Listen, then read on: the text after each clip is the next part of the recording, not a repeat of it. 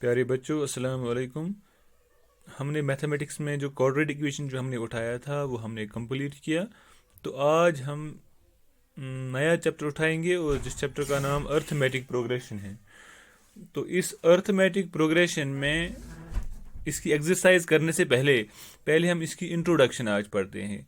तो as far as arithmetic progression is concerned, तो arithmetic progression का जहाँ तक ताल्लुक है, ये समझने के लिए मैं कुछ पहले एग्जाम्पल्स लिखता हूँ।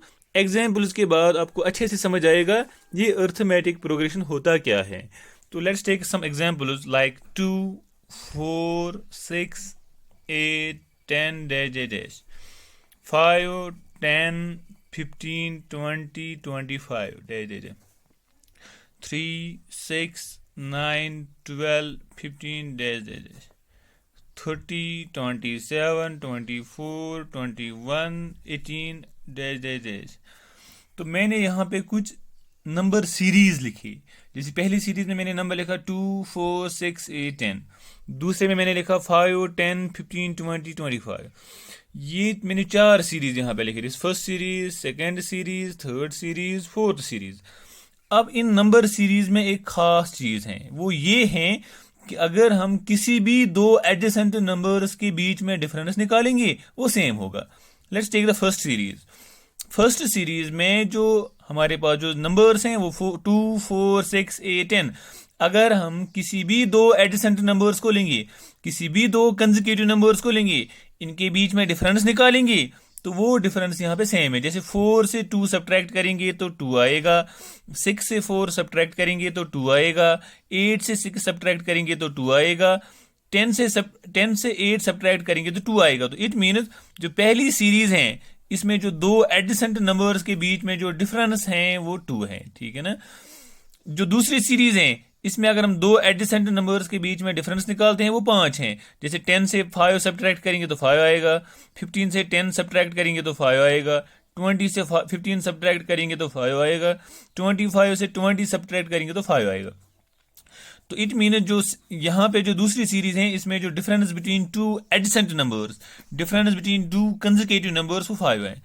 आपके पास जो तीसरी सीरीज है 3, 6, 9, 12, 15, तो अगर हम दो एडजेसेंट नंबर्स के बीच में डिफरेंस यहाँ पे निकालते हैं वो 3 आता है, ठीक है ना। जो फोर्थ सीरीज है अगर हम दो एडजेसेंट नंबर्स के बीच में यहाँ पे डिफरेंस निकालते हैं तो वो -3 आता है।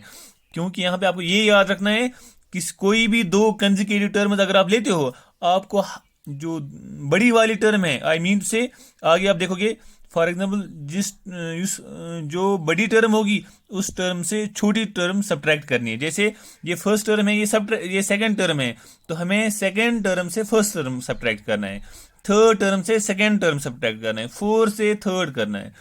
अब 27 से 30 सब्ट्रैक्ट करेंगे तो वो -3 आएगा, 24 से 27 सब्ट्रैक्ट करेंगे तो -3 आएगा। इट मीन्स किसी भी दो कंसेक्यूटिव टर्म्स के बीच में अगर हम यहाँ पे डिफरेंस निकालते हैं वो -3 के बराबर होता है। तो यहाँ इसका मतलब ये है कि इस अर्थमेटिक प्रोग्रेशन में किसी भी दो कंसेक्यूटिव नंबर्स के बीच में, किसी भी सीरीज ऑफ नंबर्स में अगर हम कोई भी दो कंसेक्यूटिव नंबर्स लेते हैं उनके बीच में जो डिफरेंस होगी वो सेम होगी। तो याद रखना, अगर आपके पास ऐसी सीरीज ऑफ नंबर्स हैं, ऐसी सीक्वेंस ऑफ नंबर्स हैं जिसमें दो कंसेक्यूटिव, दो सक्सेसिव नंबर्स के बीच में डिफरेंस जो है वो सेम आएगी, ऐसी सीरीज ऑफ नंबर्स, ऐसी सीक्वेंस ऑफ नंबर्स को हम बोलते हैं अर्थमेटिक प्रोग्रेशन।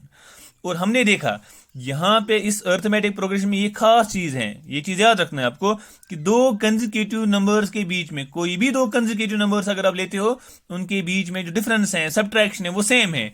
इस डिफरेंस का यहाँ पे नाम हम बोलते हैं कॉमन डिफरेंस, और इसको हम डी से लिखते हैं, ठीक है ना। तो इट मीन्स कि दो नंबर्स के बीच में जो डिफरेंस एक जैसी आती है इसको हम क्या बोलते हैं, कॉमन डिफरेंस। और यहाँ पे याद रखना है हर एक नंबर को हम यहाँ पे डिनोट करते हैं टर्म से। कैसे डिनोट करते हैं, टर्म, और टर्म को हम लिखते हैं ए से, ठीक है ना। जैसे अगर हम पहली सीरीज की बात करेंगे तो पहली सीरीज में हमारे पास जो फर्स्ट टर्म है A1 वो 2 के बराबर है। और याद रखना फर्स्ट टर्म को हम ए से भी लिखते हैं। ए डिनोट करता है टर्म को भी, लेकिन ए डिनोट करता है फर्स्ट टर्म को भी, या A1 भी आप लिख सकते हो। सेकंड टर्म को हम लिखेंगे A2, that will be 4। Third term को हम लिखेंगे A3, that will be 6। Fourth term will be 8 and fifth term will be 10, so on, ठीक है ना। तो इट मीन्स कि हमारे पास जो अर्थमेटिक प्रोग्रेशन होता है ये सीरीज ऑफ नंबर्स होता है, जिन सीरीज ऑफ नंबर्स में खास बात ये होती है कि दो एडजेसेंट नंबर्स, दो कंसेक्यूटिव नंबर्स के बीच में जो डिफरेंस होती है वो सेम होती है, ठीक है ना, कांस्टेंट होती है। तो अब हम इस अर्थमेटिक प्रोग्रेशन की पहले डेफिनेशन लिखते हैं। तो हम लिख सकते हैं it is a sequence of numbers, it is a sequence और series of numbers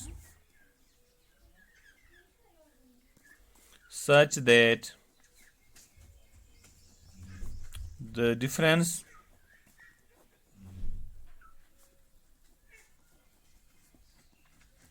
between any two successive or consecutive